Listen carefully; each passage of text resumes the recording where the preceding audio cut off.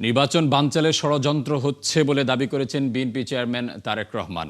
হাতিয়ার এক নির্বাচনী জনসভায় ভার্চুয়ালি যুক্ত হয়ে তিনি বলেন, আওয়ামী লীগ পালালেও একটি গোষ্ঠী নির্বাচন বানচালের ষড়যন্ত্র করছে। তারেক রহমান বলেন, বিএনপির জনসমাবেশে জনতার ঢল দেখে অনেকেরই মাথা খারাপ হয়ে গেছে, এই কারণেই তারা নির্বাচন নিয়ে ষড়যন্ত্র করছে। এ বিষয়ে সবাইকে সজাগ থাকার আহ্বান জানান তিনি। বলেন, মানুষের অধিকার প্রতিষ্ঠা ও দেশের উন্নয়নে সুনির্দিষ্ট পরিকল্পনা নিয়ে কাজ করছে বিএনপি। দেশের উন্নয়নে সুযোগ দিতে ধানের শীষে ভোট চান তিনি। কৃষক ভাইদেরকে যদি আমরা সহযোগিতা করতে পারি, আমরা বিশ্বাস করি যে ধীরে ধীরে আগামী কয়েক বছরের মধ্যে বাংলাদেশের খেটে খাওয়া কৃষক ভাইরা যারা দিন রাত পরিশ্রম করে, তারা একটা শক্ত অর্থনৈতিক ভিত্তির উপরে দাঁড়াতে পারবে।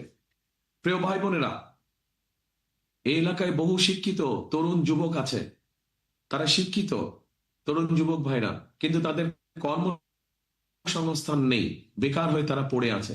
আমরা এই বেকার ভাইদের পাশে দাঁড়াতে চাই এবং সেই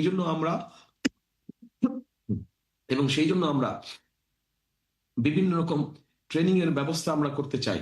ভোকেশনাল ট্রেনিং ইনস্টিটিউশন আমরা এখানে তৈরি করতে চাই।